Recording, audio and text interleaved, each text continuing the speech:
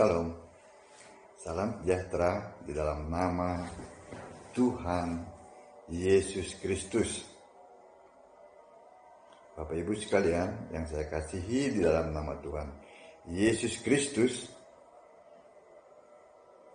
kita kali ini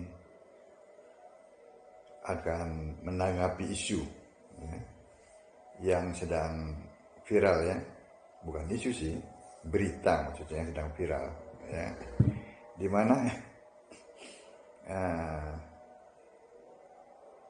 Romo ya, Katolik itu sedang kebakaran jenggot. Mereka menanggapi video dari Pendeta Henry Tandianta ya, Gembala Gereja Alkitab Al-Aqsa ya, yang menyatakan bahwa Katolik itu bukan Kristen. Lalu berbondong-bondong lah Romo ini ya, membuat sebuah diskusi lah ya, di YouTube gitu ya, menanggapi tentang Katolik yang bukan Kristen yang ada di video Bapak Henry Tandianta. Mereka tuh muter-muter bicara mengenai sejarah. Mereka muter-muter bicara mengenai liturgi. Ya. Mereka tidak menjawab dengan ayat-ayat Alkitab.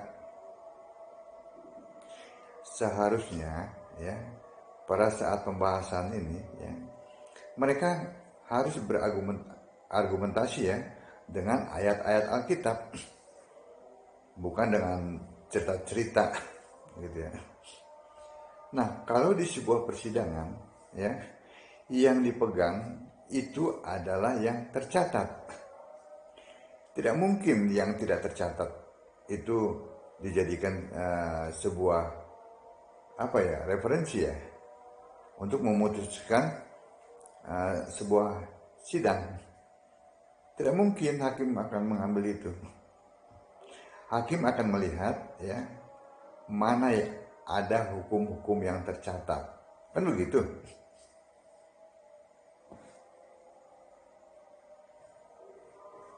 Nah, mereka ini muter-muter terus itu.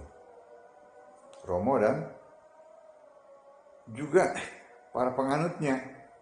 Para penganutnya pun mereka, karena mereka tidak terbiasa ya membaca Alkitab ya, mereka hanya mendengar saja ya.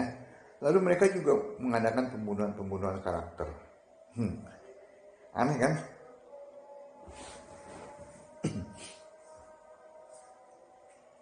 Kita lihat di sini ya, bahwa kan doktrin Tritunggal ini kan muncul kan abad ketiga ya, resminya ya abad ketiga ya, di Konsili Nisia itu kan resminya kan muncul di situ. Walaupun katanya si Athanasius itu katanya murid dari muridnya siapa itu, Yohanes ya, sudah memunculkan isu itu di abad kedua ya, pertengahan abad kedua.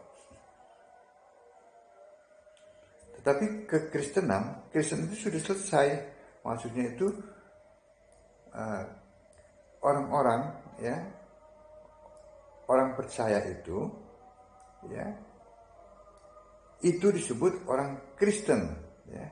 Setelah Yesus bangkit dari kematian dan naik ke surga, hanya berselang berapa tahun ya, orang-orang percaya itulah ya, di Antioquia itu disebut orang Kristen.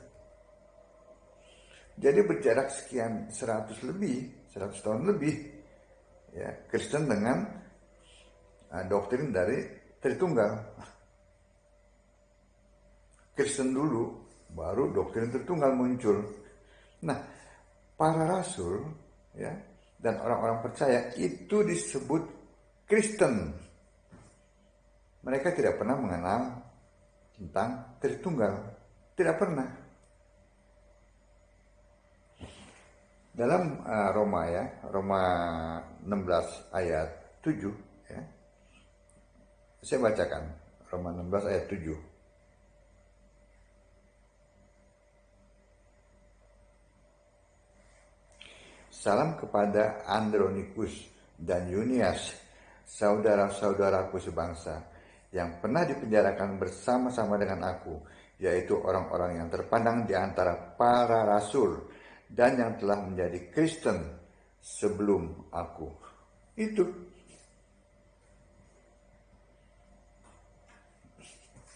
Paulus jadi Kristen belakangan.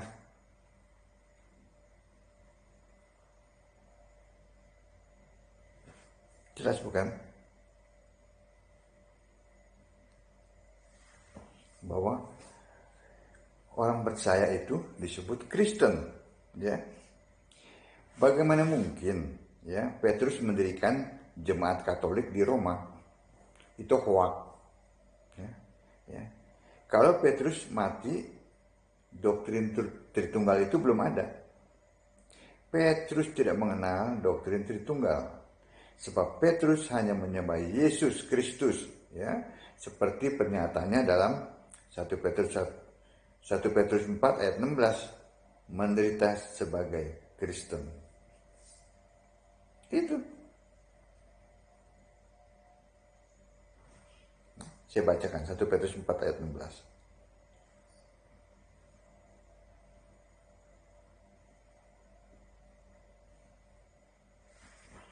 Tetapi jika ia menderita sebagai orang Kristen, maka janganlah ia malu, melainkan hendaklah ia memuliakan Allah dalam nama Kristus itu. Tidak pernah Petrus menyinggung Tritunggal, karena memang Petrus tidak mengenal Tritunggal itu. Ya. Jadi tidak mungkin, ya, Petrus yang adalah Kristen, ya, itu mendirikan Katolik. Katolik tidak ada di Alkitab, ya. Jangan bilang, oh ini murid-muridnya si ini muridnya si ini, yang mendirikan ini, mendirikan itu. Kalau tidak ada, ya buat apa? Buat apa mengikuti murid-murid itu, ya? Kalau ada sumber berita dari yang utama, sumber utamanya kan para rasul, ya, yang tercatat di Alkitab itu, bukan yang tidak ada di Alkitab yang dipercaya. Katanya kaum terpelajar.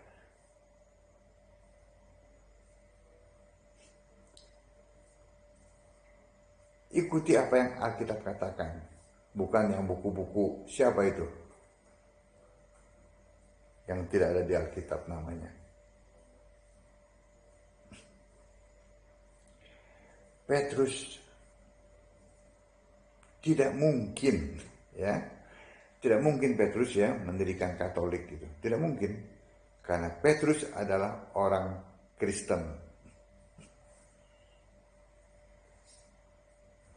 Kita uji, ya, orang Kristen, ya, Petrus itu hanya menyembah Yesus Kristus, satu-satunya Tuhan, Allah yang benar, Allah segala masa, sebelum segala abad, sekarang dan sampai selama-lamanya. Itu yang disembah oleh Petrus, ya.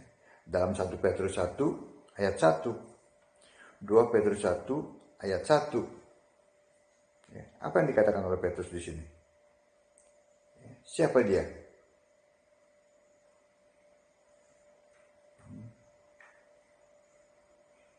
Satu Petrus 1 ayat 1. Dari Petrus, Rasul Yesus Kristus. Itu bukan rasulnya Tritunggal. Rasul Yesus Kristus kepada orang-orang pendatang yang tersebar di Pontus, Galatia, Kapadokia, Asia Kecil, dan Bitinia. Dia mengakui bahwa dia adalah Rasul Yesus Kristus. Lalu kita lihat juga 2 Petrus 1 ayat 1. dari Simon Petrus, hamba dan Rasul Yesus Kristus. Itu diulangi lagi. Yang kepada mereka yang bersama-sama dengan kami memperoleh iman oleh karena keadilan Allah dan juru selamat kita, Yesus Kristus.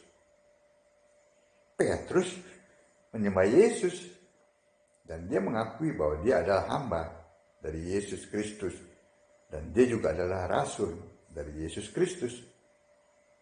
Tidak pernah dia menyinggung Tritunggal.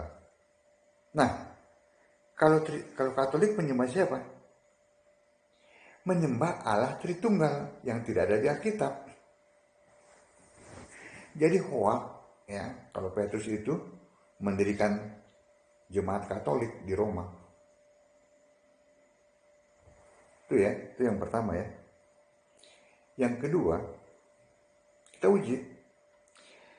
Petrus hanya membaptis dalam nama Yesus Kristus. Ya, tegas dikatakan dalam Kisah 2 ayat 38. Ya, Kisah Para Rasul ya. 2 ayat 38. Jawab Petrus kepada mereka, bertobatlah dan hendaklah kamu masing-masing memberi dirimu dibaptis dalam nama Yesus Kristus untuk pengampunan dosamu, maka kamu akan menerima karunia Roh Kudus. Petrus tegas mengatakan bertobatlah dan memberi dirimu dibaptis dalam nama Yesus Kristus. Tidak pernah mengatakan dalam nama Bapa dan Anak dan Roh Kudus, apalagi dalam nama Allah Tritunggal. Iya kan? Tegas dia membaptis. Tidak ada satupun murid Yesus yang membaptis dalam nama Bapa dan Anak dan Roh Kudus. Semuanya membaptis dalam nama Yesus Kristus.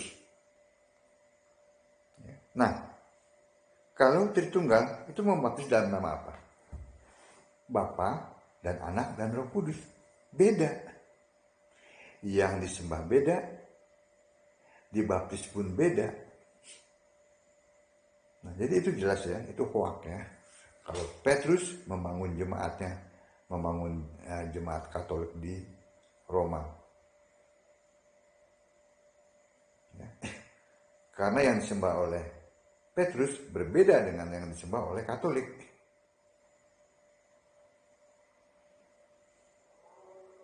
Membaptis pun demikian. Dalam nama Yesus Kristus. Nah, Katolik membaptisnya dalam nama siapa? Bapa, Anak, dan Roh Kudus. Beda. Sebab itu hoak kalau Petrus yang mendirikan jemaat Katolik di Roma. Hanya dengan 2 ayat itu aja sudah terbantahkan. Amin.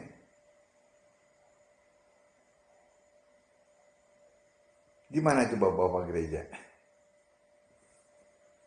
Untuk apa menghormati bapak-bapak gereja kalau mereka itu menyesatkan, membawa orang ya, tidak kepada Allah yang benar?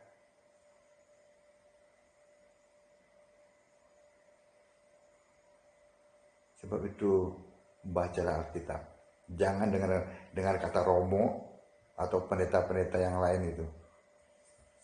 Jangan serahkan keselamatanmu kepada mereka. Ya. Tetapi serahkanlah keselamatanmu kepada Allah yang benar, satu-satunya Allah, yang dahulu, sekarang, dan sampai selama-lamanya tetap Allah, yang namanya Yesus Kristus. Baca Alkitab, sembahlah Yesus sebagai satu-satunya Tuhan Allah yang benar. Maka Bapak Ibu akan selamat. Shalom.